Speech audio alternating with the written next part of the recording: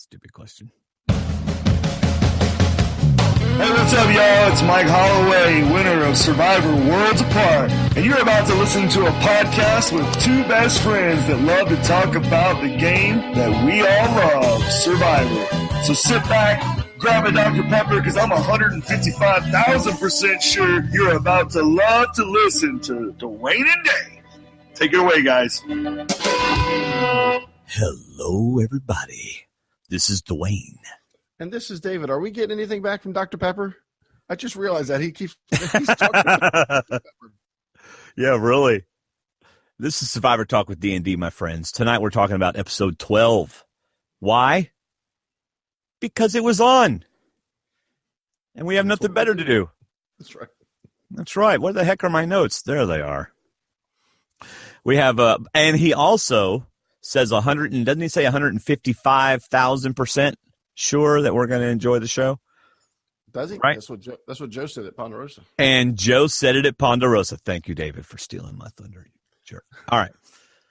Anyway, tonight we're going to recap episode 12. Just doing it to you before you're doing it to me, Yeah. which is the theme of the rest of the season. That's right. Many are watching on our website. I say many. Actually, a pretty good number. We have a website, stwdd.com, or just look up Survivor Talk, because it's also Survivor Talk with dnd.com. And if you do /live or just go to our website and hit the Watch Live button, there's a video on the left that's showing us live and a chat box on the right. How cool is that? Don't even ask me how long it took me to figure this out. Mm-hmm. So anyway. So that's how you get your thoughts on the air. Get on the chat and join us there. I think also if you post on YouTube, if you're watching on YouTube, I'll probably see it on YouTube. So there you go. All right, David. You know what else our chat room is good for? Helping us check our volume. Oh, why? What did they say? Apparently mine's too low, so I'm doing it now. You're adjusting your volume? Yeah, I just did, so hopefully it's better. Pump up the volume. Yeah, yours is really low. Just a second. I can adjust that, David. Okay. Mm-hmm. I can adjust David's volume. We've got people watching at 2:20 a.m., 4 a.m., and 7. Wait a minute, how can it be 2:20 a.m. if it's 4 a.m. and 7 a.m. everywhere else? What? Australia 20 minutes ahead of all the other hours? Actually, there are some time zones that are 30 minutes off. Oh. I don't know where they are. Well, Rian is watching in Australia, and it's 2:20 in Sydney. Mike? Sydney, Mike. Hello, I'm from Australia. Mike, welcome to the show. By the way, Rian, I think it's Rian did an Amazon commercial for us, but I haven't been able to put it together yet. So, Rian, you will hear Will's again, but I'll use yours next week. It is Christmas season, my friends. Please go shop Amazon. And if you're already shopping Amazon, just take the extra click. Come on. Put a shortcut on your desktop, stwdd.com/live. That's all I'm going to say about it. Let's get to the recap. Okay. Let's get to the recap. Where are my notes on the show? There they are. Initial thoughts. David, you got any? Oh, actually I do. But I emailed them to myself, and I didn't pull that email up. Well, that's really smart. My initial thought is Abby's mom is fun. You know? Why do you say that? Well, everyone else is on the bench going, way to go. Yeah, you're awesome. She goes, focus. Focus. Abby Maria, you must focus. Focus now. Focus, that's right. You must focus. By the way, I'm a little pumped up because I'm drinking probably my third energy drink. But it's a healthy one. It's a V8. While you're guzzling that, one of my initial thoughts is that the loved ones segment of the season once again reinforced the fact that it's one of my top 5 favorite moments of any season that has the loved one moments. Yeah, I like this loved one moments. Sal, who do you picture, if you're in the game, who do you picture coming to see you? Oh, my wife. Absolutely.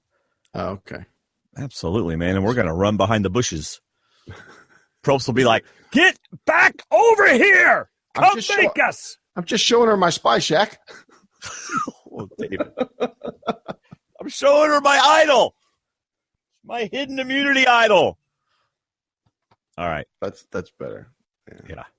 See, I always imagine that's the season that they bring two loved ones out because my daughters are fighting over who would come out and be my loved one. So, because it wouldn't be Terry because she's not going to compete. She might change her mind if it ever happened, but Gracie and Bailey are the ones that want to come out. Right. Oh, I wish I could tell you what just happened.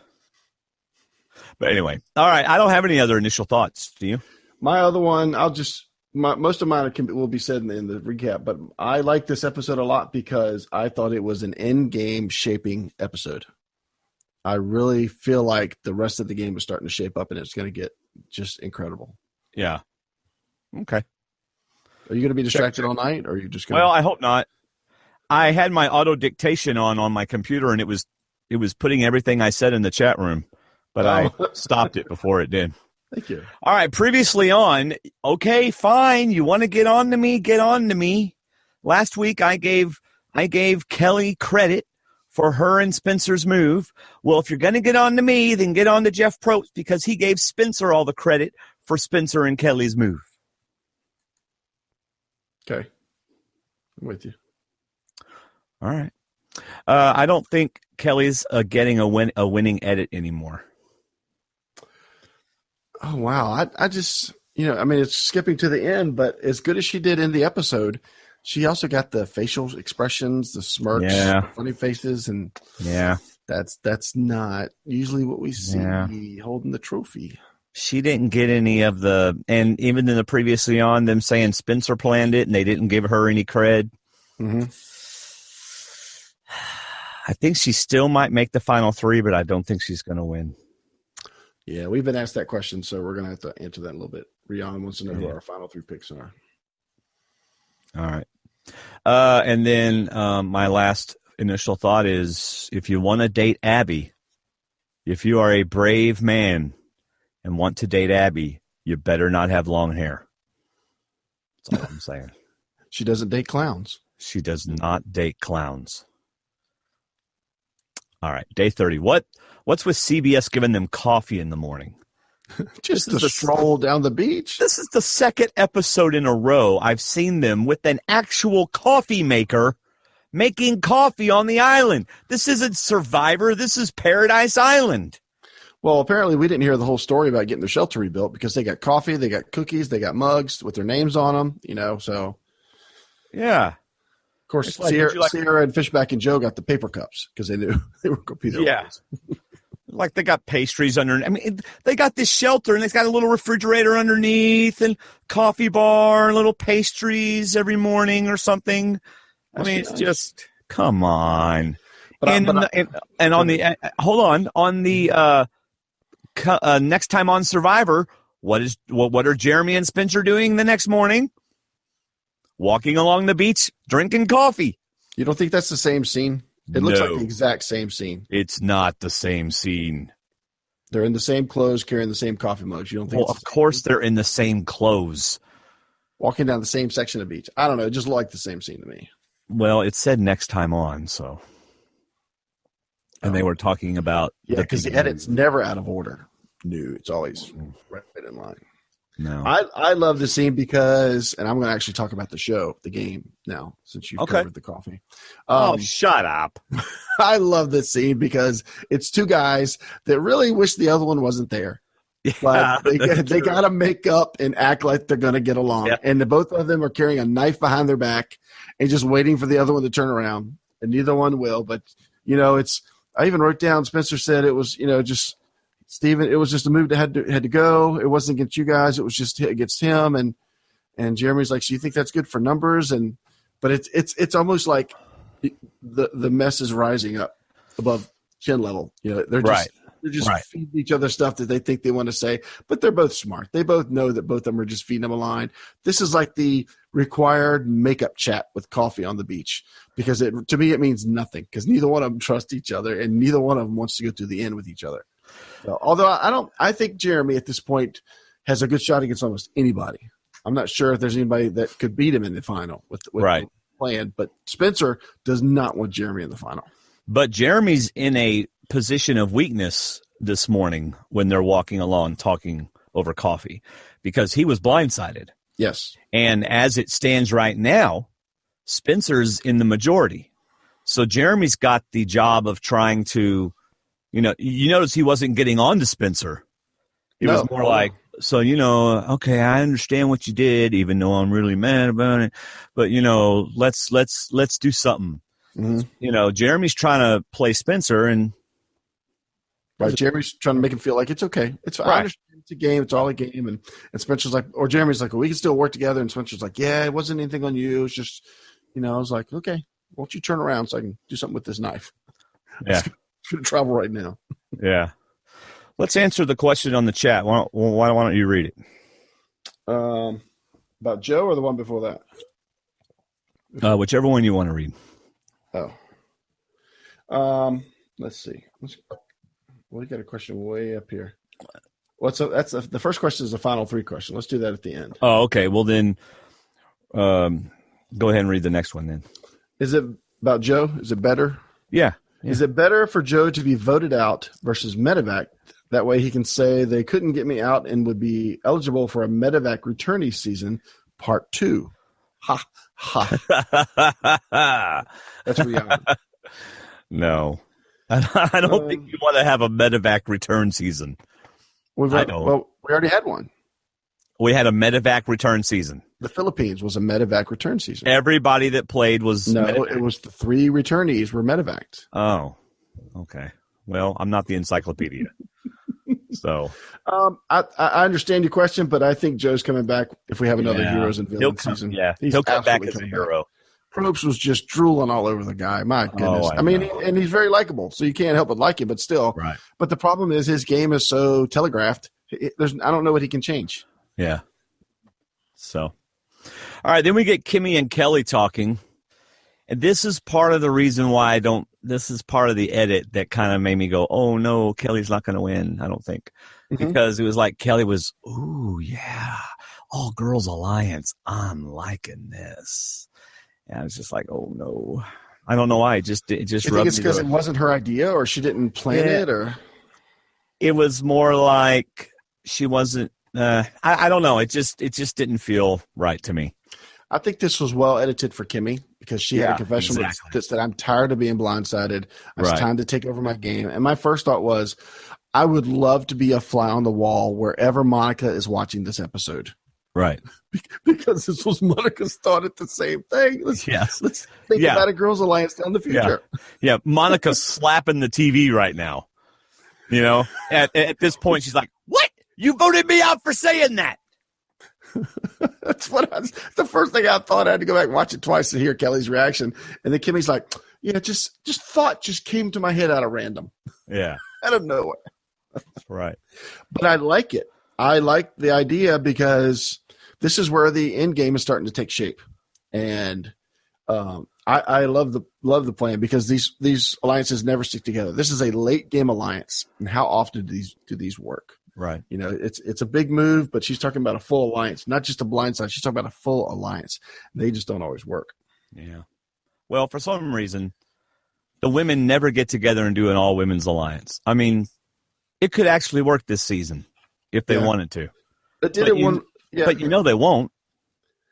I don't think they will because not all 4. Because there's 4. If there were 3. It might work because if 3 go to the end, all 3 go. But because there's 4, somebody's going to figure out their number 4. And also I think Tasha's connected to Spencer and Jeremy at the hip. So, So that's my thought on this. I talked about it earlier. Well, my first thought was, wait, go ahead. You've been teasing this to me all day long. Well, my first thought was way out in left field. And after watching it a second time, I think my first thought's kind of nutso. But anyway. Okay. When the edit showed us Kimmy telling Kelly and then Kimmy telling Tasha. I think Kimmy told Tasha first. I think they wanted it to look like a Kimmy plan. So they went to Kimmy, but I think it came from Kimmy and Tasha because it makes sense. It's a good way to trap Spencer, to trap Keith, and maybe to trap Kelly Wentworth. It's a good way to blindside them to take them out of the game.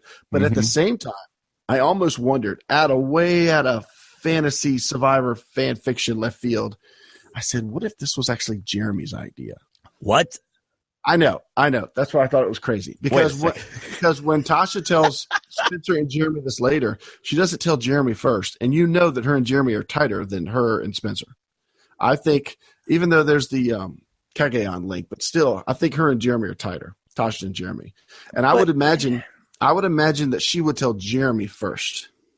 And then they tell Spencer, or he says, okay, let's go. You tell me and Spencer together. So it doesn't look like it came from me. But I don't necessarily think that's the plan anymore. Go ahead and shoot it down. Well, she had a confessional where she said, I decided to tell Jeremy and Spencer. Right. See, I forgot about that the first time. However, but what plays into this is I think Jeremy loves this idea because he can use Tasha to keep him out of the radar. And once he is targeted, he plays his idol and they take out one of the women. They can take out Kimmy. They can take out Wentworth. So, yeah, but that way they can use the Girls Alliance to take out Spencer because he doesn't, I think he can take Spencer to the end and beat him. But the problem with taking Spencer to the end is like keeping Joe in the game. You give Spencer too many chances, he's going to flip on you and he's going to take you out of the game. Okay. So you got to get rid of Spencer. So you're saying that Jeremy's one-on-one with Spencer, where he's really concerned about this all-women's alliance, was him playing Spencer, that he's really actually all for it. I think it plays more to his favor than against it because I don't think Tasha's all in on the women's alliance. That's not what I'm asking you. Don't answer. Yes, not an answer. If you watch Jeremy's conversations with people, he is the most laid-back, soft-spoken guy. Nothing seems to get him rattled. He gets nervous. He acts like he's nervous. But even towards the end before tribal, when Spencer's in the hammock and Jeremy's behind him saying, so what do you think about this girl thing, all-girl thing? You think that's really going to be a problem, or they're really going to go? And Spencer's like, well, if we vote Joe out, I feel nervous. If we keep Joe, I feel nervous. And Jeremy's just back there nodding his head. And I think Jeremy's looking at the numbers saying, you know what? I got an idol. So if Tasha tells me the truth, as soon as I find out that my name's coming up, I play my idol, and we take out one of them. But until then, we get rid of Keith, who Sierra says would be the challenge beast if Joe wasn't there, and then we get rid of Spencer. And then Kimmy, and if Kimmy and Tasha come back, they can get rid of Abby and Kelly. Otherwise, they blindside one of the other girls with Jeremy's idol. Because that's the final five, and that's as far as he should be able to play it. Okay, so you, for the record, believe that Jeremy is not only for the all-women alliance, but it was his idea. No, the idea part went away after I watched the second time. Okay, but you think that he's all for it. He's not worried about it. I think he's okay with it, not worried about it, because it could actually work in his favor. He needs Spencer gone because you can't trust Spencer. Not that he can't beat him, but he needs people going to the end that won't make moves against him that he can't foresee. Okay. I think that what we saw was true, and that that the All Women's Alliance did make him nervous. So that's what I think. So we disagree on that, but that's okay. Reward challenge. You want to get there? Sure. / family visit. One of the first family visits I've thoroughly enjoyed. Yeah. It reminded me of the Saturday Night Live skit that I posted on our Facebook group. Mm-hmm. The Kissing Family at Thanksgiving. Yeah, you need to go watch it. It's quite funny. I saw you post it. I haven't watched it yet. It's really, really, really funny. But anyway, so Jeremy, his wife, Val, is on the island. And did you see his extra scene? No. He was expecting her to be more pregnant looking when she came out. And so the first thing he asked her was, what's wrong? How's the baby? And her response was, the baby's fine, or he's fine. Everything's okay. He's fine. So, and then, of course, he didn't want to tell everybody it's a boy. So, and Tasha brought her cousin out, which struck me as a little odd at first. Yeah. But apparently they're like brother and sister. So that's sister and Christina. sister. Yeah, that's what I meant. Sorry. Spencer brought his girlfriend out, which, of course, explained why they showed the whole I never could tell her I love her, because in this episode, he made up for all that time. Oh, yeah. How many times did he tell her I love you? I think 3 without closing his mouth. Yeah. With one breath. Yeah. He's either going to regret that when he gets home. Of course, he's already gotten home. Or he's going to be thrilled that he said that. But I guess we'll find out. Maybe I don't know. Have you seen anything on Twitter or anything? Are they still together? What's Twitter? Oh, that's right. She's a cutie pie, though. Boy, she kept saying, I love you, I love you. Oh, I love you, I love you. Oh, finally. Now that he said it. I love you, I love you, I love you, I love you. No, he said it before. Yeah. Anyway, Abby's mom came out. Keith's wife, Big D. Now, this is where I want to stop and evaluate something, David. Mm-hmm. I don't know about your wife, but if I called my wife Big C, she wouldn't be hugging me out on the island. There's got to be some reason behind the big. Like, because if I was called Big Dave, well, I mean, like Big Mike. Big Mike's not going to be Big Mike after a while. That's right. So, but they're still going to call him Big Mike because he's Big Mike. So maybe he said D used to be Big Mike told me he didn't want to be called Big Mike anymore. Oh, did he? Mm-hmm. Okay. That's what he told me. He said, hopefully next year I can get rid of this name and I can be, Little Mike. And I started making up names for him, which he thought was funny. He's still tall. Yeah. We're talking about Michael Albright, by the way. Yeah. So anyway, Big D came out. Okay. Next time I see Terry, I'll go, hey, Big T. And when you get up off the floor, I'll say, why did you do that? Yeah. Kelly's dad, Dale, Joe's dad, Pat, and Kimmy's dad as well. So anyway, I thought that was very emotional. And I thought you don't want to win this. But Kelly, in her confessionals, she was all about winning it. She wanted to spend the time with her dad. Well, I think that for the rejuvenation, but at the same time, Kelly and Abby are pretty much on the bottom. They've been on the bottom of Sierra for a while now, so why not take a chance, especially since Kimmy just threw out the All-Girl Alliance. She needs to solidify that, with Kimmy, and then hopefully grab one more person. Yeah. So absolutely, especially with Keith. I think Keith is very viable. I think that move to bring him and his wife was very, like we know, Keith goes wherever he was, with whomever he spoke to last. Right. Right. So that's a great gesture. Yeah. And you definitely don't want Abby going back teed that she didn't get to spend time with her mom. Yeah, really. So it's unfortunate for Joe until Prope said, why don't you just pick out the people you don't want to have your family members? It'd be quicker. Yeah, really. Instead of taking 2/3 of the tribe. Tasha actually said, and I don't know if this was because it happened this way, but she said she was actually kind of glad, first of all, that it was her cousin and not an immediate family member. Yeah. Because if they're too close, then it would take her out of the game.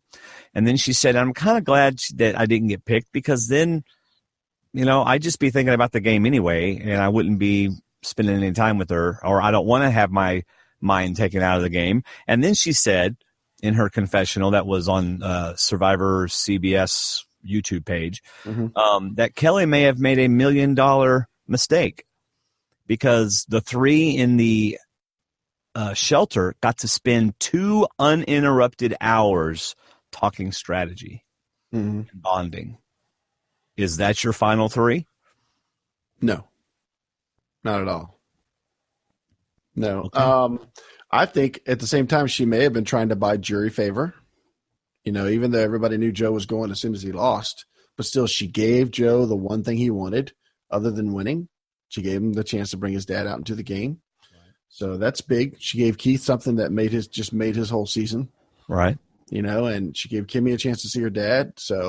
And Abby a chance to see her mom. So if any of those 4, that's something small, but it could come back to serve in her favor on jury. Yeah. But she also got to take 4 more people. She got to take the majority of the group. Yeah. So, but at the same time, she's leaving 3 people back that she knows where they stand. And I think she knows they're not with her. Unless Spencer still is, because it seemed like they were connected in the beginning, but not so much since then.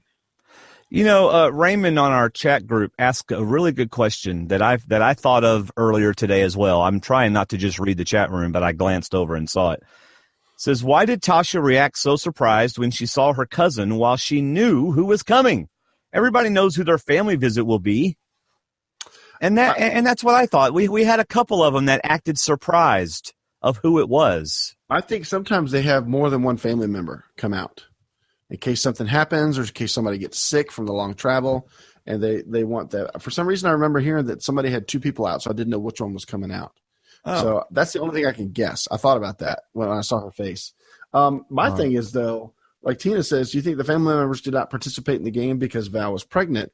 That could be it, but Jeremy's brother was also up for blood versus water, so Jeremy's brother could have been the other person that came. Mm-hmm. But I would have liked to have seen the family members participate, but in a way that the perfect challenge for me would have been a blindfold challenge. They have to talk to the family members are unblindfolded. You know, they're not the ones playing the game.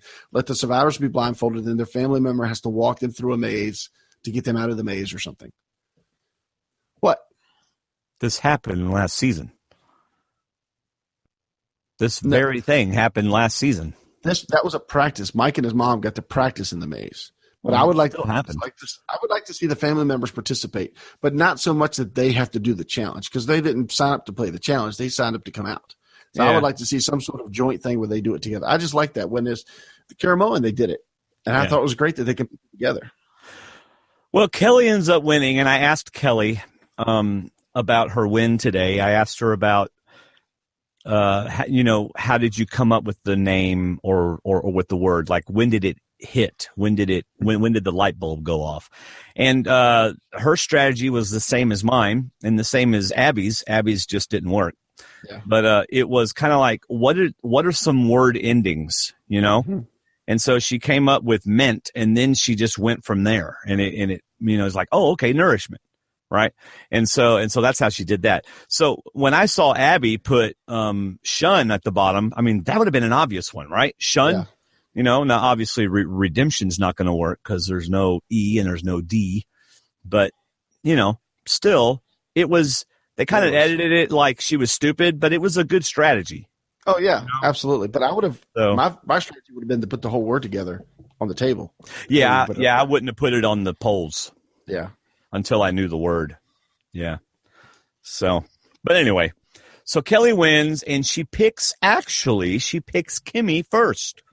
And we know this for a couple of reasons. Number one, the way they were standing whenever they did a wide shot. But number two, on YouTube, Kimmy's confessional says, I'm so glad Kelly picked me first.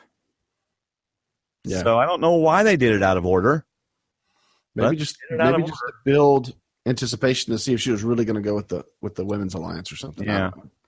So she picked Kimmy first, then Keith, and then Abby. Mm-hmm. And then, of course, Joe. So at least she was told to pick 3. Right. Steven was told to pick somebody to go with him. Right. Then he got to pick somebody else. Right. All right. Back at camp. Boy, Joe's dad got really serious with him. Yeah. Well, I didn't catch it until the second time around is when he said, the fact that you brought me out here, just means how much our relationship means to you as much as it means to me. And what a great family moment for him to say that I didn't let people into my life. I was a loner, and you're like my best friend. I was waiting for him to say, you've grown into a great man, somebody that I want to be like. And that's kind of what he was saying. You're my hero. So Joe's speechless. It's like, Dad, we're on camera. I didn't know you were going to say that. Yeah. Dad, you sure you want to say that? What? There's a cameraman right there. You see him there, right? So anyway. Great moment. Of course, the 3 are talking about Kelly and her picks. Of course. I mean, what do you do if you're the 3 that don't get picked? What's the first question you ask? So, what'd you think about who she picked? Mm-hmm. I mean, I do the same thing. And what else do you say when you're one of 3 and everybody else is away? Yeah. Hey, let's do the final 3 together. Hey, I'm okay with that. I'm good with that. Yeah. It's you, me, and Batman. And even David's wearing a Batman hat, so. And Spencer even says Joe's got to go. Oh, yeah. Go first. So they're good then with Joe's got to go. Go ahead.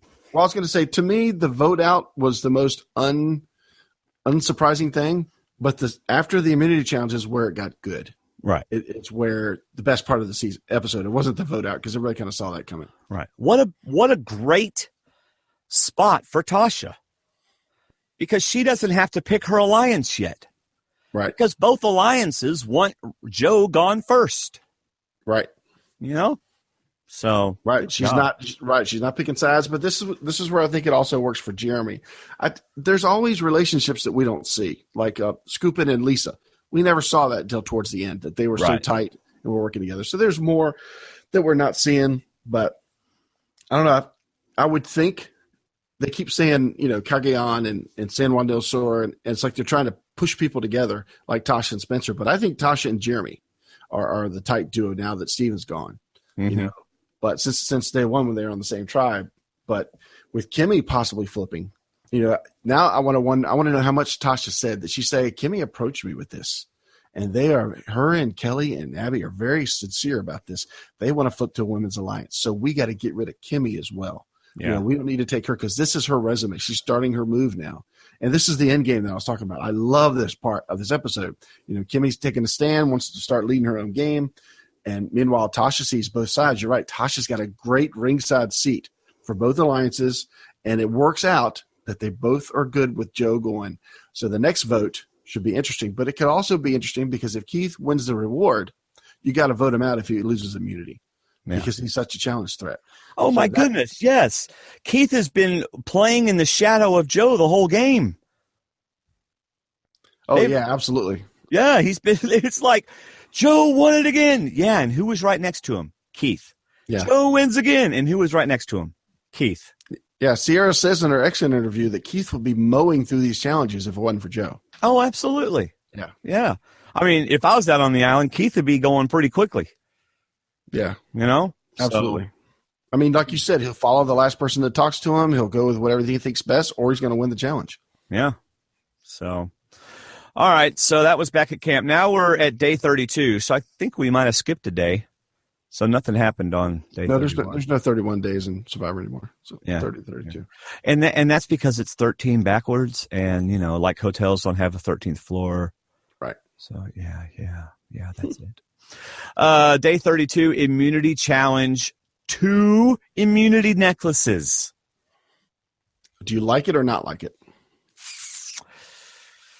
Well, I think I like it for this challenge because of the strength factor, I guess. Absolutely. Because there's no way, sorry to offend ladies, but there's no way you ladies are going to outlast Joe or Keith. Well, they might outlast or Spencer. They probably outlast me, but yeah, all 4 guys. Well, we don't know about Kelly because she won, so she probably dropped. But all 4 guys lasted longer than the women, so that would not have been fair. This was good, and I agree with Dalton. I finally got to read his recap, and he said when it's 4 women and 4 men, it's much more fair to each win an immunity versus 3 women and 5 men. That way, instead of having a 1 in 3 chance, for the women, the men have to do a 1 in 5 chance. So numerically, it's better. So I agree with Dalton on that because it was still even numbers. So everybody had a 1 in 25, 1 in 4 chance of winning. Right. You want to mute your camera for the moment? Or are you? Well, they can only see me when I talk. So, which I'm trying to take off my hoodie. All right. So why don't you, let's see. Why don't you talk us through the challenge? And next time you see me, I'll be without my hoodie on. So we get to the challenge, and it goes pretty quick, actually, until we get to Keith and Joe, who decide not to quit. And they go for an hour and 20 minutes. This is an amazing challenge. By the way, I loved both challenges. I like the first challenge too. I love the puzzle. I love the balance beat. And that's a good look for you. But I like both challenges in this. But yeah, I like the pole challenge too. And I like that it was divided to a female winning and a male winning. I was actually not surprised, but glad that Kelly won, showing her challenge chops there. But right. I just thought it was going to be Keith to fall over. And after Joe fell over and it was said that Keith wins, Keith just about fell over. And I think they even somebody said in the interview that he was pretty wiped out too. So. Yeah. There you go. Now, so I'm at church tonight practicing for a big program for the kids we got this weekend. And one of my buddies that I talked to about Survivor, he said, so tell me, do you think it would have been smart for Joe to fake falling over if he saw his pole was slipping, if he saw it was going to fall? Do you think it would have served him better to fake getting sick or getting hurt? That way they might take sympathy or might not think him a threat anymore and save him in the game. If he saw he was going to lose, fake an injury or fake being sick. Well, I think that was answered by the fact that him dropping it didn't help him a bit. So, no, I don't think it would have helped him if he had been faking it, because he didn't fake it and it didn't curry any favor. So, no, I don't think so. I don't either. But he was wondering at the very split second if he saw it falling and just went down. Trying to get no, actually what happened was he looked down and started to faint before it fell. It fell because of his legs going out. Oh, really? Because I didn't see the episode. Okay, that's good. Are you getting smart with me? No, tell me what I saw. Well, I thought you said that the pole was already falling. No. Jim was saying that if he saw that it was falling and then he threw himself down to pretend that he got hurt, was the thing he was thinking. But no, it was definitely going down, and his eyes were rolling and his legs were gone. And he's lucky he didn't break something or fall in a worse way. Yeah, but he was fortunate to fall the way he did. But that was kind of scary. Have you ever blacked out like that? I don't remember. I don't think so. I did it one time because I was sick, and I didn't realize I was sick, and I was lifting like sandbags when I worked at a swimming pool store. The next thing you know, I was standing talking to somebody, and I turned, and I kept turning towards the wall. Next thing I know, my head slammed into the wall. Wow. Because I fell into the wall, and they're like, "Are you okay?" I said, "What happened?" She goes, "You stood there for a few seconds, and then you just went head first into the wall." Yeah. I said, "Wow." I think the closest I ever came was when I had viral meningitis, and I didn't want him to put a going to the bathroom tube on me, so I tried to get up so I could go to the bathroom. Yeah. And I fell over, which led to the most embarrassing time of my life, which I won't talk about right now. So, but I like. So we'll move on. Now that we've talked about it and you're turning red over it. It was horrible. I love Dr. Joe's explanation, though. He said, just like you, your legs gave out because it knew that your brain needed blood. Oh, my gosh. Oh. Anyway, Dr. Joe said what? He just said that your legs gave out because it knew that your head needed blood, so it gave out so your body would get prone. That was kind of a weird explanation. It was, but it was a basic and simple way of saying you just needed to lay down. Yeah. It almost sounded like a children's explanation. Your legs are that smart. They just went out. Tina, you're awesome. You can say that anytime you want. I am thinner. I've lost 8 pounds. As I say, it's a puffy sweatshirt. All right. You know what, though? I can be 190 pounds, and I'll still have a turkey chin, which annoys the heck out of me. Mm-hmm. All right. Anyway. Spencer and Jeremy out. Keith and Joe, they went on forever. And after Joe is better, okay, Probst could hardly contain himself. Whenever Joe fell over, as soon as Probst realized that he wasn't dead, inside of his head, he was going, yes, great TV moment, yes. He was so excited, he couldn't even hardly contain his excitement. This is what we were thinking about when we said Survivor Second Chance, that y'all would play till you fell over. This is amazing. And you should keep people in the game that pass out from playing too hard. Yes. Yeah, Joe, really. I love the game, and I just want to play it as hard as I can. And, Joe, I think you just proved that. Yes. Joe. Let's take a moment and talk about your greatness. You really are, Joe, amazing. I'm surprised Probst didn't go, now, people, surely you won't vote out someone who collapsed at the immunity challenge. No, but what we didn't see in the edit was before Joe got up, Probst looked at him and said, Joe, I know you didn't win, but just for old time's sake, fist pump. There you go. That's right. That's right. So Raymond writes, great season, but one of the two things I really don't like about the production, the immunity challenge are week after week a non-interactive game between the survivors, and this annoys me. Oh, good point. The other thing is that the two new idols were practically handed to Jeremy and Kelly. That I don't agree with. Okay, Jeremy had to find a clue first, but Kelly's clue was pure random luck. I'm glad that these two have them now, but that's not my point. So, and I read, I think it was in our Facebook group. I'm sorry, I don't know who wrote it, but they said that they wondering why the challenges are so balanced, stand still, not run into the woods, I guess, because next week's challenge is going to be running across boats, across the water. But the challenges that have been more about balance and endurance and not so much about physicality. And I'm thinking, well, you know what? These folks are lucky to be alive in the conditions that they're in right now. And I don't think they want to have any more Joe collapses, in challenges. And I think I don't necessarily think they're changing the challenges. I don't think that. We've talked about that. I think these challenges are set up because of how bad season 32 is going to be. I think season 32 is going to be horribly in the weather. Yeah. Oh, weather-wise. Oh, just weather and condition-wise. And I think this season they felt it coming and said, we got to do some things that we don't kill them every challenge, Yeah. I like the physical challenges too, but at the same time, these people are not eating. They're not sleeping. They're not comfortable at all. Wait, they get coffee every morning. I don't know about this. They're carrying mugs. Okay. But still. No, Abby said to Kelly, do you want me to make you some coffee? And Kelly said, and Kelly said, no, get the heck out of the thing. I need to look for the idol. Okay, that's true. They do have a coffee. Yeah, they got a coffee maker. But they got a nicer coffee. Nutrition. It's caffeine, which makes them stay up late at night and talk about things. Right. And to answer Jay Answer in our chat room, new Patreon level to hear the end of the story. Nope. It ain't happening. It's rated R, and it ain't going to be on this show. I don't even know if David knows the story. He probably does, but I ain't telling it. It involves a pretty nurse and my wife and embarrassment. Practically going there. Okay, I'll shut up. It was so humiliating. Anyway, but hey, we could use some higher Patreon levels, so get on over there. All right, back at camp, Abby speaks David's language. So surely, David, Abby has gone up in your book of love because she gave soccer analogies.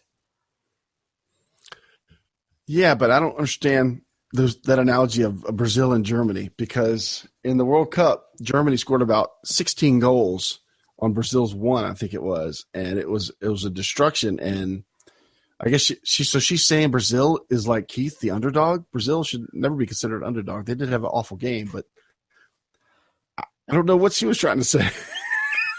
I think she was okay. Are Brazil and Germany rivals? Yes, they're two superpowers in the world. Well, then that's what she was saying. She wasn't referring to a specific game. No, she was saying that a 52-year-old man beat Joe Amazing is what I got from it. So she's saying, wow, Super Joe, Golden Boy, Joe Amazing got beat by a 52-year-old man. Well, it happens to be Keith, who's a former fireman, who's in shape and really good at challenges. Yeah, I know. But anyway.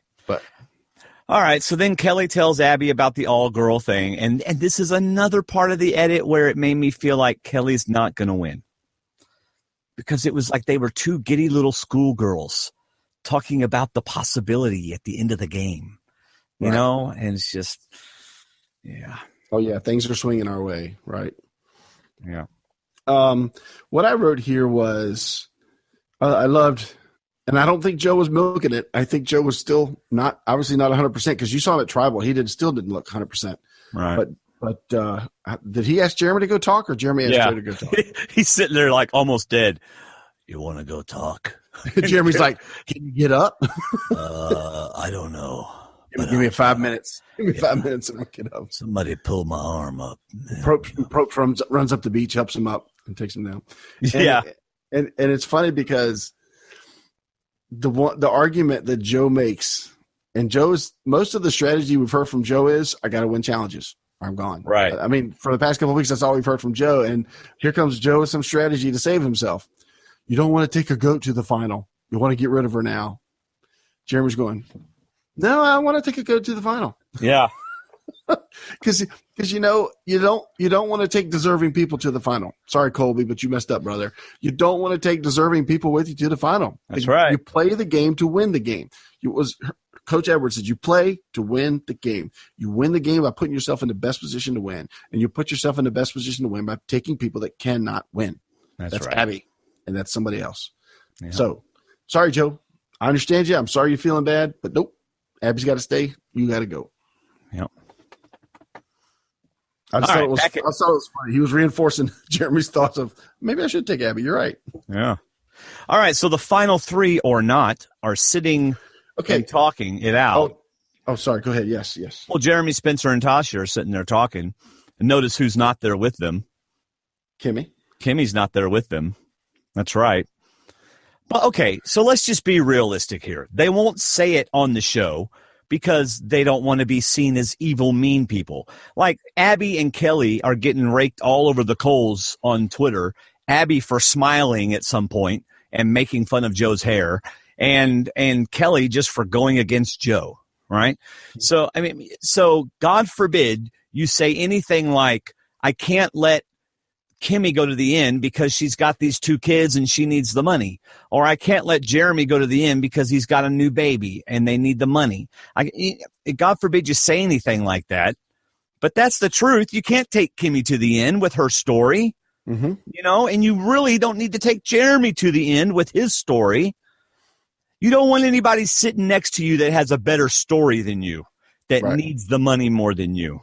You don't take somebody to the inn that can take the money away from, that you want to give the money to, right? That's right. Saying.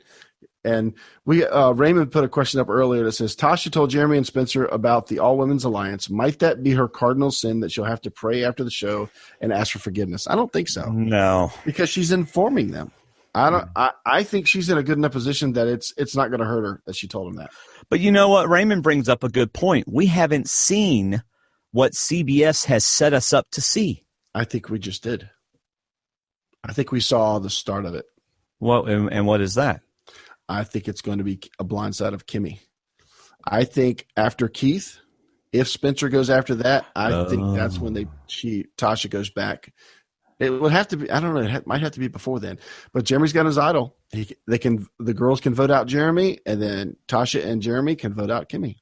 Because like you said, Kimmy's got the two boys. Wait, you just said they could vote out Jeremy, and then Jeremy and Tasha can tell the girls it's time to vote. She can make the deal. Let's vote out Spencer now. Next vote, we'll vote out Jeremy if he doesn't win. Maybe Jeremy wins, so they have to vote out Spencer. So the next vote, she tells Kelly and Abby and Kimmy to vote out Jeremy. Jeremy plays his idol the last possible time, forcing Kelly to play her idol the last possible time. Meanwhile, Jeremy and Tasha vote Kimmy.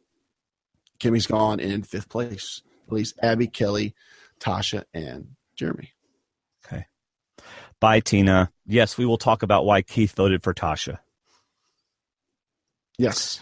All right. So they are sitting and talking. Tasha says, I've been locked in since day one.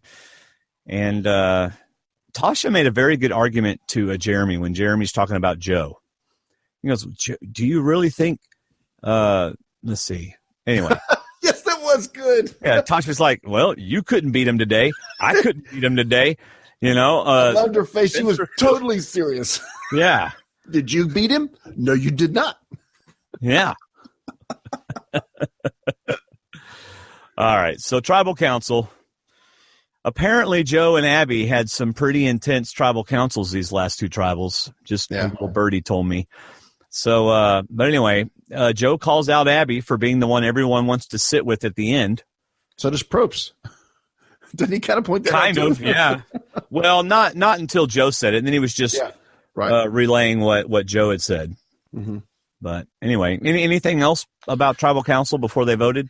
And then Abby comes back and calls Joe mold. No, that was about it. Okay. There's a mold in camp, and it needs to be voted out. Yeah. All right, so Joe got Kelly, Abby, Kimmy, Tasha, Spencer, and Jeremy's vote. Abby, of course, got Joe's vote. And Keith voted for Tasha because Keith didn't know what the heck was going on. And I like what Rion said, because he was out of the voting loop. They purposely didn't tell him because he was tight with Joe. What do you think? Think that's right? I think it's 50-50. I think it's either that or he knew they were all voting Joe and he just didn't want to vote for his friend. Yeah, maybe so. Yeah. And that is the decision that cost my friend Matt his place in the Durham Warrior Survival Challenge, which could cost Keith his place next week. Mm-hmm. Because he didn't want to vote for me because he didn't think I deserved to go, so he voted for Bob. Yeah, and then that ended up making him not trust him. Exactly. Yeah. Wow. All right. Anything else about the show before we get to our very thin listener feedback segment? I didn't write down anything about tribal because I thought it was predictable, but I love the episode leading up to that. I love the challenges, love the family visit, love the talk, loved everything about this episode. I have a surprise for everybody. Uh-oh. It involves a pair of scissors and a box that came in the mail today. Oh, nice. Who's it from? It's from Dan Foley. Oh, you sure you want to open it on the air? Well, I asked him today, is it safe to open on the air? And he said it was. And you believed him? I do. I do believe him. So here is the backstory of why I have a box from Dan Foley. It is not a box of cookies because I haven't won anything, and that would be a box from Shayna. But what it is David and I stayed at Dan's house with Troyzan after the Durham Warriors Survival Challenge, and I had brought a towel in case I got to shower while I was at Durham Warriors Survival Challenge, which only happened once. And believe me, I do not envy these Survivor players who don't get to take showers because I felt disgusting. All right, so I left my towel at their house. And so he insisted on using the United States Postal System, which is incredibly reliable, by the way. He said I had to say that. He said I had to say that. It's not a system, it's a service. He used a priority mailbox, which meant it got here within 2 to 3 days for a set price. All right, so I'm going to open it up because he said that he wrote on my towel. Of course, I asked him to write on it. It was my way of getting a signature, and I don't even get signatures from people. So now you got to send that towel to every survivor and get them to sign your towel. Yeah, I might. Send it to me, and I'll take it back in June. Yeah. I'm actually not a big signature person. I mean, we were riding in the car with Troyzan, and we didn't ask for his signature. And I'm not either. I went to a Las Vegas video show and didn't get one's autograph while I was there. There's probably about 100 people. Here is the towel that I brought with me to Durham Warrior Survival Challenge. Ooh, it's even green. Taking it out. Empty box. And notice I used a towel that I had accidentally used bleach on at one time. I thought you just marked it as yours. Let's see what he wrote. I don't see anything yet. Nothing yet. We can see. Oh, there it is. Let's see. He wrote. Here it is. Can you see that? Yeah. Yeah. I'm sure your mother is a wonderful person. What? It's clean. Survivor Talk with D&D Rocks. And then he signed it Dan Foley. And if you know Dan Foley, he signs his name backwards, which is really cool. So when I look at, anyway, I'm sure your mother was a wonderful person. I don't get that. To ask him what in the world he meant by that. I'm sure your mother was a wonderful person. Wait, do you already know what that's referring to? Well, what does it mean about you if he has to say that I'm sure your mother was nice. I'm a little slow on the take there. All right. That means you just got blindsided, but it's okay. That's okay. All right, let's do listeners' thoughts. First, we have Wendy Zell, the awesome and amazing Wendy Zell, left an audio feedback. And so here we go, Wendy Zell. Hey, Dwayne and David and everybody. This is Wendy from South Dakota. My voice is a little bit better, but it's still not quite way. I know they had to get rid of Joe last night, but boy, I was sad to see him go. He was such a competitor. I have so much enjoyed Ponderosa this season. It's almost like a miniature show in itself. But the first couple of minutes of Joe's Ponderosa about broke my heart. Just to see someone that wanted it so bad. It was nice to see someone have such passion for the game. The one bad thing about the preview from last week is that I couldn't really even enjoy Kay Wentz' individual immunity win because I was like, what is the bad thing that's going to happen? Oh my gosh, so I was just waiting for the bad thing to happen, and I hardly paid attention to that Kay Went had won individual immunity, which was fantastic for her. I feel like she's in a really great spot. I hope so anyway. The only thing that gives me pause is Tasha. I just don't really care for her as a player, and I have no idea what she's going to do. And I'm sure that the editors want us to feel that way because they don't want to spell it out for us. But I just don't know where she's going to go. I kind of thought she was on board with the whole girl alliance, but then she walked over and told Jeremy about the plan. So I just don't know. I don't trust her. Anyway, I think we should give it up for Keith Nail. What a beast to stand in there for as long as he did against Joe. I don't think people give Keith, I think I've said this before, but I don't think they give him enough credit. I think that they discount him because they think that he doesn't have strategy or, that he's not smart enough to think for himself, which I don't think is true. But he's still there, and a whole lot of other people aren't. And the guy has tenacity. I mean, to stand out there and hold that pool up for an hour and a half, that's amazing. I know I'm going to catch a lot of flack for this, but I wouldn't mind seeing Keith Nail win. That's just my opinion. Anyway, I missed sending in feedback because I've been sick. And the one thing I wanted to say was that I really loved the night challenge, just the visual of it, and that it was such a throwback to challenges that they used to do. I personally really enjoyed that one. And I hope they, sprinkle that in the seasons to come. So anyway, everybody take care. Excellent. Yeah, I like that because a real fan doing that folklore challenge would walk into the challenge and just get chills saying, wow, I really am on playing Survivor. I'm going through what they went through years ago, and it's just awesome. Right. I'm with you on the Tasha thing. She's in the catbird seat right now because she doesn't have to make a decision for either alliance until they split votes, until one group doesn't want to vote the way the other one does. Unfortunately, Joe was a unanimous decision.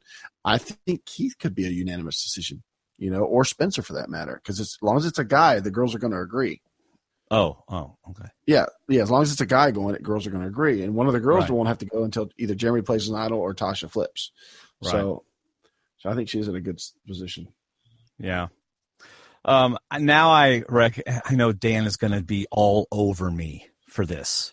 I can't wait. For not recognizing. I'm going to text him the timestamp. Hey, you didn't remember either. What the reference is. Yeah, I did. I just thought you were kidding that you were going to have to find out later what it meant. Oh, I was just kidding. You're always a kidder. I'm such a kidder. Anyway, no, Dan will have a heyday giving me a hard time about this. And I agree with Wendy that Keith does have a strategy.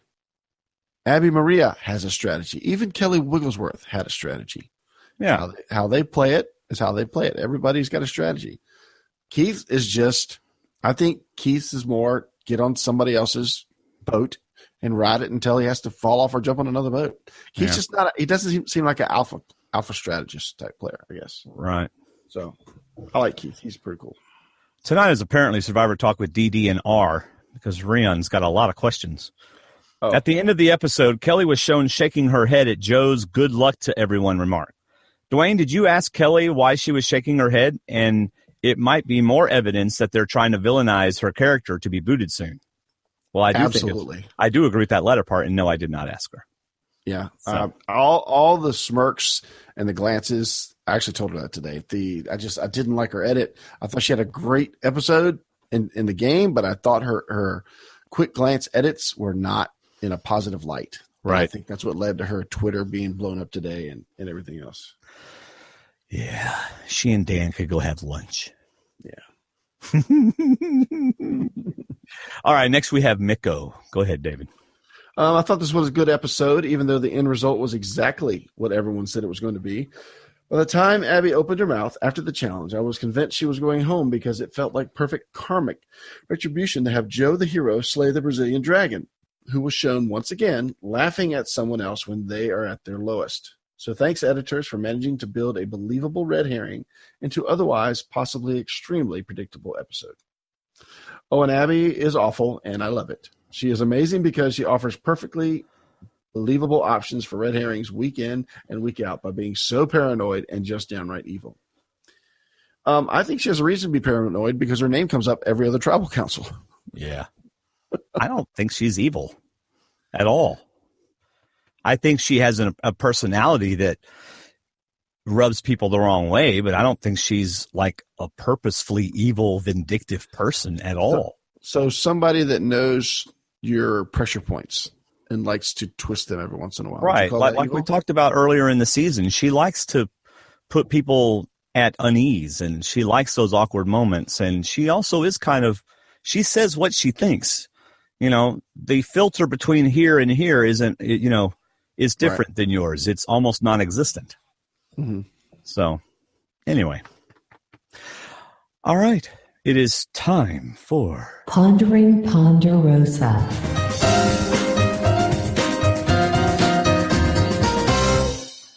Oh, yeah. Oh, that's right. That was another point that Wendy made about Ponderosa. Absolutely. And if I can start, after watching the first few minutes, I said, man, we really missed that target last season when we went on and on about Rodney being the football captain and the athlete and Joe being on the team that got to the final. We totally missed that boat as to which horse to ride. Rodney made it farther, but Joe is definitely the survivor beast. You know, the guy that just so loves the game. And that's like I said earlier, I love watching Joe play. He's a super nice guy. He's great at challenges. He loves the game, but he's so, obvious. I don't know what he'd be able to do to get further in the game.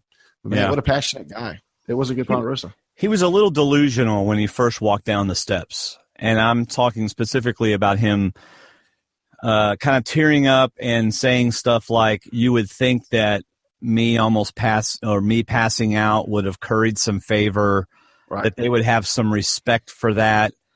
And I thought, no, not really. That's a little, to me, that's a delusional thought. So, yeah. Well, like when Probst asked at Tribal Council, he asked Kelly Wentworth, to make her seem more mean, I guess, that when Joe fell, how soon did you go back into survivor mode to say who's got to go? Does he get to stay or anything? And it's like, well, we never really got out of survivor mode. We cared about Joe, but we never got out of survivor mode. Yeah. And unfortunately, Joe still got to go. And if anything, this further proves the point that Joe needs to go. Oh, I love that confessional where she said, I cannot compete with a guy that's willing to pass out for a challenge. Right. Well, I cannot compete with that. Yeah. So, but Joe had a nice welcome at Ponderosa. I think Savage could learn a little thing from Joe about not holding grudges and being bitter. About not wearing hats. Yeah, I don't know about that. But then, man, the last half, him walking around with the GoPro, he got some pretty good shots, having some good times with the GoPro. And so he had a good.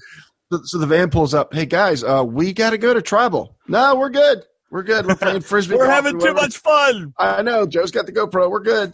Yeah. Just send them on in, whoever's coming. Joe's that guy at the beach, though, that all the women are like, stop walking behind me with your hammer. Stop it. I know what you're doing. But anyway. So, again, Ponderosa was good. It was a lot of Joe. He lost what? 22? 22 pounds. Yeah. He's in a good place. He's doing his artwork and doing his yoga, and they seem to be having a good time there at the old Ponderosa. Yeah, it was a contrast, like you said, when Fishback left. I think his body was glad that he left, even though his mind and his heart weren't.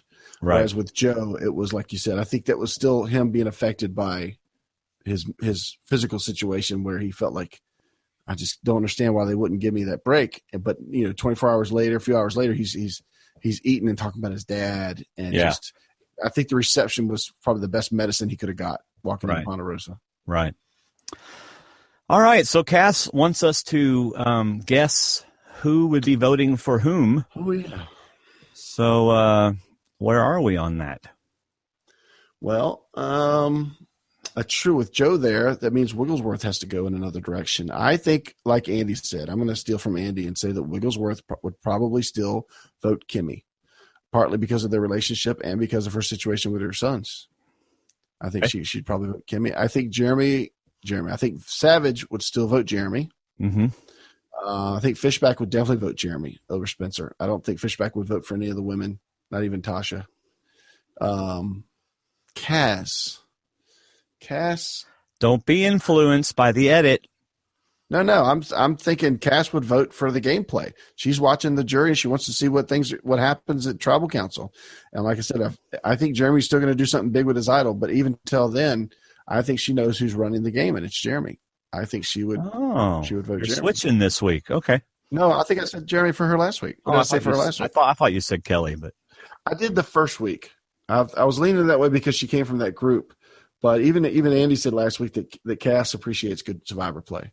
So I think Sierra would still vote Kelly at this point. Who else is there? And Joe. Who's Joe going to vote for? Joe.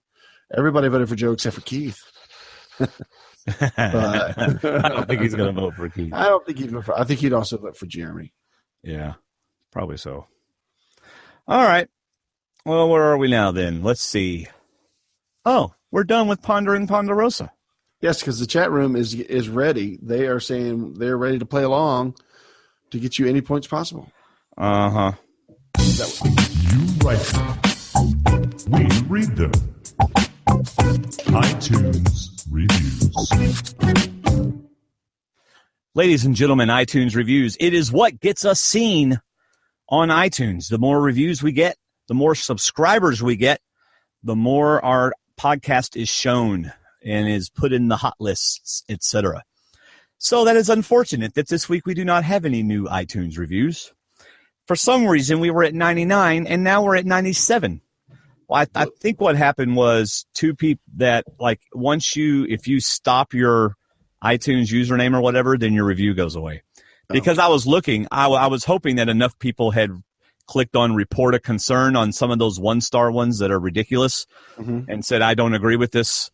Because if enough people do that, then they'll take it down. But that's not what happened. They were still there. But anyway, so leave us an iTunes review, subscribe to us, and then we will read your title on the air. You write them. We read them. iTunes Reviews. It is time for Miko's Challenge. Ladies and gentlemen, it is not a close race, but it is a race. Miko's Challenge. David is ahead by 8 points. It's only 8, and we're going to have weeks come up where he throws more quotes, and he's going to have those more multiple point questions. But based on your first quote, I have a feeling we're back to the old David gets all the easy ones, and Dwayne gets all the ridiculous ones. Yeah, your first 3 aren't pretty. Yeah. Okay. Your first, I tell you what, why don't you read mine first so we can contrast the difficult level with how easy yours are. Okay. Ready? Yes. No, that was a quote. Ready? No, I'm just kidding. No, it's not. All right. All right. We each have 6 quotes this week. Go ahead. It's time for him to go. Oh, really? Yes. That's the quote. And it's not about who. It's about who said it. I know. Kimmy said that. No. Abby said it. Okay. Do I have a quote? Yeah. I was going for redemption. Oh, gosh. That sounds like... Really? Really? You're going to act like this is a difficult one? I'm going to go for Abby. Yeah, I think so. Okay. Gosh. Number 2. Really? Like, that quote stood out. And they made a special point to show us that quote. If you thought number 1 was bad, wait till you hear number 2. Nice. Quote number 2. They don't need to know. Oh, that's Jeremy. Way to go. Talking about his baby boy. That's right. That's right. That's right. I'm going to be a daddy. Yes, you are. And it's cool. I have 3 boys. Quote number 2. By the way, Jeremy, you were going to be a daddy even if it was a girl. Quote number 2. It's a stalemate. It's a stalemate. Oh, that must have been at the challenge.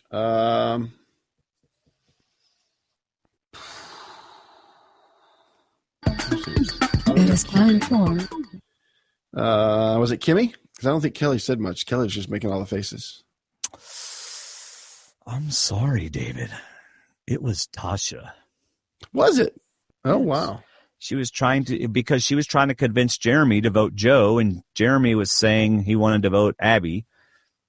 And she goes, it's a stalemate. Oh, I was thinking it was at the challenge between Joe and Keith. Cool. I know. I'm so glad you were.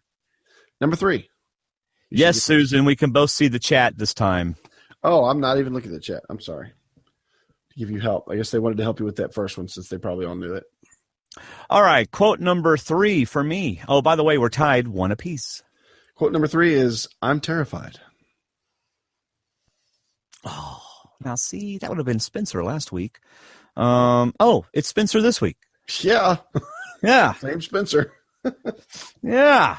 Woohoo! There's a debate going on in the chat room of whether or not you and I can both see the chat room. Oh, okay. This is the first. This is the first week I've ever had the chat room open. Yeah, I always have it open because I care.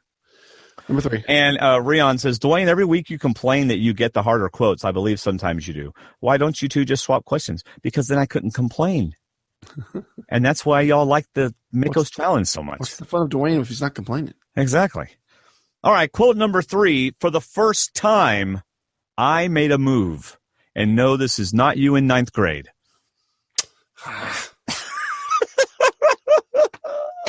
That's right. Within the episode. Susan. That was Spencer. What? How do you know that? Because this was the first big thing he claimed. Oh, whatever. Which, like you said last week. Whatever. Kelly, but they gave it to Spencer. Okay. So you have 2 points. Do I have 2? Yes. You got Jeremy and Spencer right. So now we're on quote number 4. Oh, wait. Susan, because I can see, is not going to post the answers. How sweet is that? Not. He thought you were going to help him with the answers. Yes. That's kind of what the chat room does because poor Dwayne. Yes. Then okay. Here's the I quote. would help Dwayne. That's the whole point, Susan. Yes. Of course, you're probably a minute behind, so it's not going to help anyway. That's okay. She's in. All right.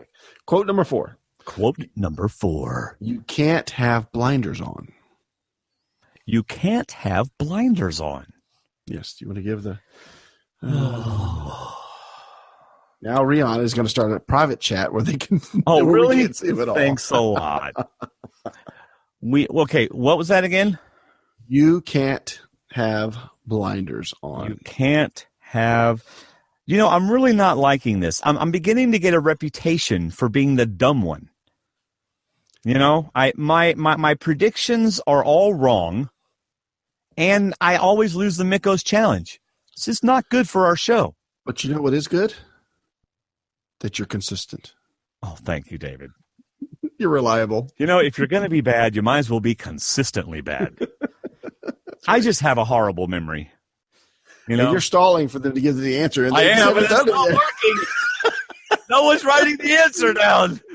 All right, tell me the quote one more time. Oh, Raven, slap you upside the head. Go ahead. You can't have blinders on. You can't have blinders on. That is Tasha. I'm sorry, it's Jeremy. I hate this game. All right. What quote are we on? 4. What is that? I'm sorry. What is that powwow about? That was Kelly talking about. Gosh. Did you know that one? No, you just made me so mad. Oh, well, you ought to pay attention to the show. I do pay attention to the show. I just don't remember stupid. Dave, okay. And don't think that I don't do this when we're together in person, because I do it when we're in person. Oh, he does. And we'll be talking about a movie, and he won't say Iron Man did this. He'll name the guy that played it, or some obscure character on the show. Like, he won't go the guy guarding the prison door. He'll name the guy's actual name and think I'm supposed to know who it is. And then I'll talk about the movie that I saw him in where I liked him, and that completely takes Dwayne out of the movie we're watching. Oh, gosh. It's my own game, and it's so fun. I always win. Oh, man. You have the memory of an elephant. And you're not dumb, according to Susan. I just have a better memory. You are so much like an elephant. That joke's not going anywhere. Yeah, it did. All right, go ahead. Number 5. Oh, you're right. I do like peanuts. That's true. Salted in the shell, please. Number 5. I need to be in control of my destiny. I hate this game. Really? You don't know that one? Wait, hold on. We talked about it. To be in control of. Oh, that's Kimmy. Kimmy, chameleon. Who did she say it to? She said it to. It was a confessional. To the cameraman. Very good. You come and go. You come and go. Kimmy, chameleon. Quote number 5. There's just no safety on Survivor. Is that Joe? Gosh, I thought if I sang it, it would make it harder for you. No. Yes, it's Joe, you butthead. Well, when I watched the second time, I didn't even watch the challenges. I just watched the scenes. They're really good. Can we stop now? There's one more. Oh, there's one more.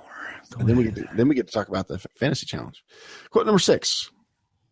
We are going to be making $1 million decision. Tasha. Didn't she say that last week too? Yeah. Yeah, she said it again this week. She keeps saying that. She's a little too focused on the money.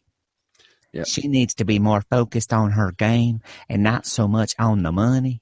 See, and that's a good point. And that might be the anti-winning comment, because Kelly Wentworth said it at the beginning of $1 million. Now Tasha's saying it.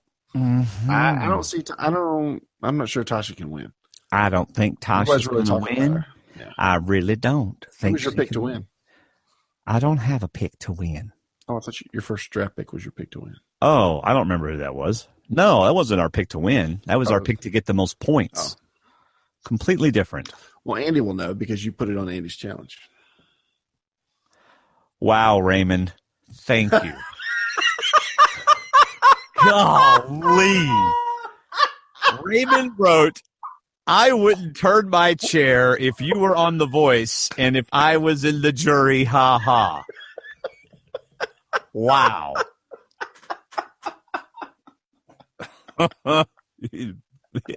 Raymond, you are not nice. All right, Raymond, go to my YouTube page where all these videos are and watch the video of me singing the song I wrote.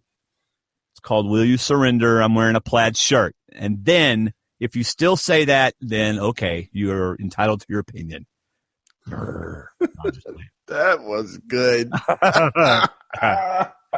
All right, quote number 6. David, are you paying attention? Quote number 6. Hit me. I don't come out here to be somebody's pawn. Unquote. That was in the same framed segment of when Kimmy said the other line that you said a minute didn't ago. come out here to be somebody's pawn. She does not have a southern accent, but that was Kimmy. Yes. Sorry to That say. was Kimmy.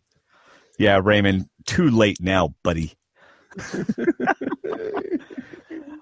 All right. Wow, you got all but one, and I did horribly. I think you missed all but one, or you get 2. Okay. Yeah. I'm so glad that the favorite part of our podcast for Susan is unfortunately the Miko's challenge.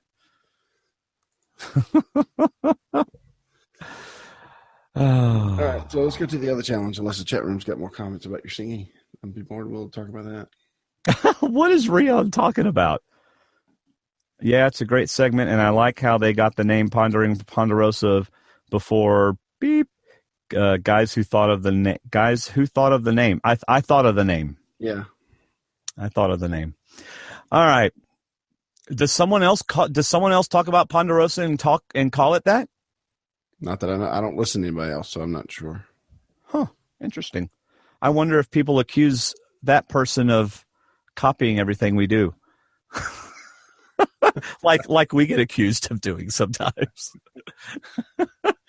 That's like saying you're copying that person who drives that car because you're also driving a car. Or you're copying that TV show because you're making food and they make food. Yeah, and they make food, so you're obviously copying them. You have 2 guys on your show, so you're obviously copying that other podcast that has 2 guys on it. Yeah, you're right. This will give us a review. You're right. We copy everything. All right. All right. Let's see. Are we done? Nope. D&D. Oh, the Survivor Challenge. Yes. Tell us about this, David. This week was pretty awesome. How cool is it? The remaining nerd herders needed that 20-point buffer from last week so bad because Kelly did carry 20 points for us and Spencer carried 17. But then we go to the Cool Cats. And the bottom player actually was Tasha with only 7. And then above Tasha was Kimmy at 8. Keith did bring in 10 points. Jeremy got you 12 points. And your big scorer this week, unfortunately, is your leaving scorer. Joe brought you 24 points. So the Cool Cats for a total this week brought in 56 points.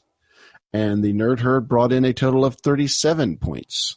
So our score, overall scores, after 12 episodes of Survivor. This is crazy, y'all. Cool Cats, 833 points. That would be me, 833 points. Me and Steve Helling. And Andy Baker and I, as the Nerd Herd, have 834 points. Wow.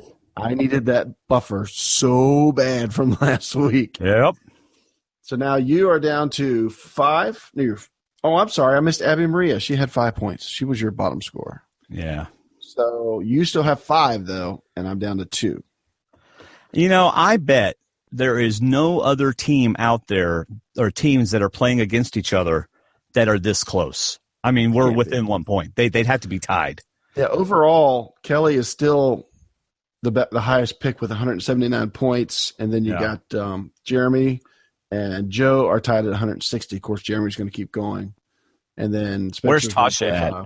Tasha overall is at 103, so she's broke 100. But her average isn't that great. She had one 22-point episode. The rest have been 13, 14 or below. Yeah. But Jeremy is a great pick. Spencer's a great pick, and Kelly's a great pick. Fishback was a good pick, too. He had ended up with 141 points. Goodness gracious. You've only got 3 people over 100. I've got 4, but only 2 of them are left. Right. Hold on, I'm typing something to. That's okay. But that's it. So Dwayne's got and Steve have 833. Me and Andy have 834 with only 2 episodes left. Yeah. Next week and then the finale. Yeah. Wow. I know, right? Golly. I know. It's almost all over. right. Zach told me he can't do the oh, by the way, shout out to Shayna for counting all those points. And I think I'm actually catching up to you on the Facebook version of the game where we have different teams. But you are rapidly catching up. You're jumping like 3 places a week, and I'm dropping a place a week. Yeah. Because you still got more players than I do. Yeah. But we both lost Joe, I'm sure. Yeah. Those in the chat room, what I wrote out dent, that was supposed to be wouldn't. It wouldn't have been is what I meant to write there. All right. All right. Yeah. David will always agree for the chat room to help Dwayne. We had talked about that weeks ago, so I guess Susan didn't know about that. Yeah, because, I'm like that little stepchild of yours that, or whatever people, that's horrible. I shouldn't have said that. The family? Yeah, I'm the, whatever. I'm the guy in the corner that needs help. Picking on stepkids now. Here's another review. There's going to be 100. We're going to have 100 now. I'm the Donald Trump of podcasting. Stick my foot in my mouth. Oh, man. Okay, what I was going to tell you was Actually, we'll talk about movie talk after I close out the show. Okay. What the heck is that? David, what was that? What? I said okay. No, I heard a. That was not me. Oh, it might have been my phone. Oh, okay. Hey, whether you watch, listen, thank you for tuning in and sharing our show with others. A huge thank you to our D&D patrons who support us monthly, literally for as little as the price of one drink a month, whatever it is you like to drink. You could become a D&D patron and help support the show. It really is awesome. Simply click the Patreon logo on our website. Also, you help finance the D&D shows when you buy your Christmas presents using our Amazon links on our website and our Facebook group.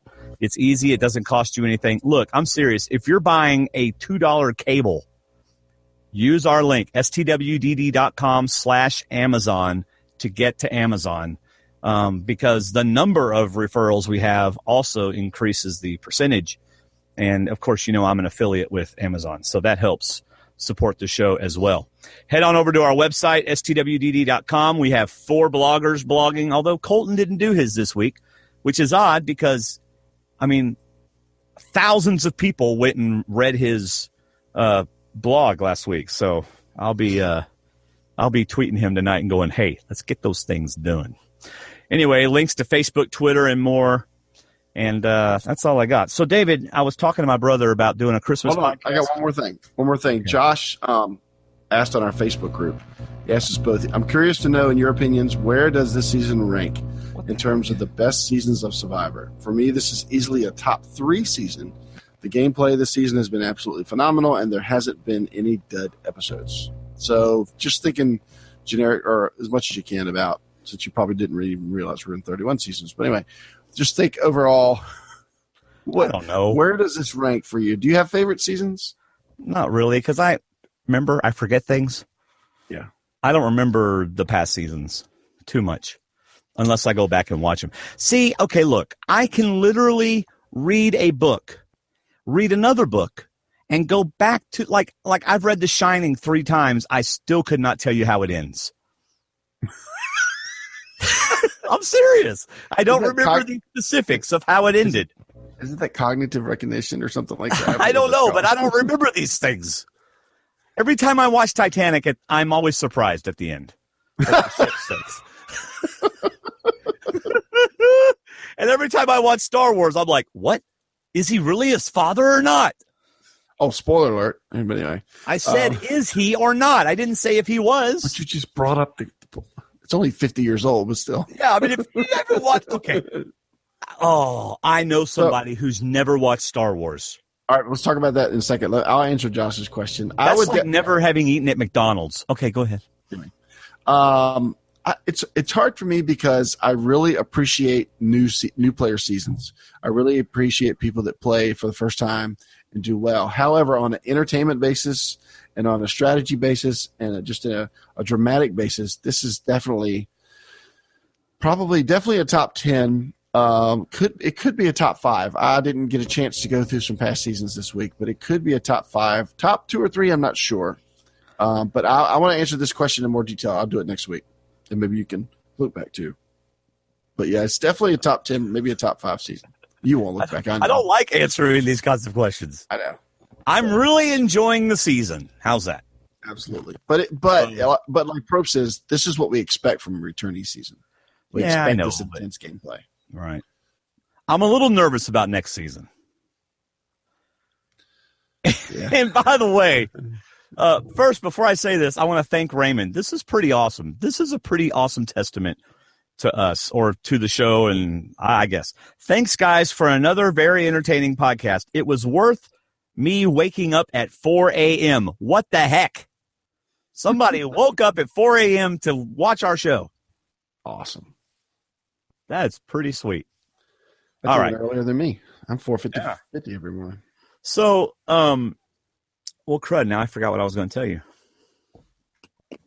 Star Wars. You know somebody hadn't seen it? Yeah, I know. That was so 5 minutes ago. I don't remember what I was going to tell you. Were you talking movie talk after this? Yeah, I'll go ahead and tell you that.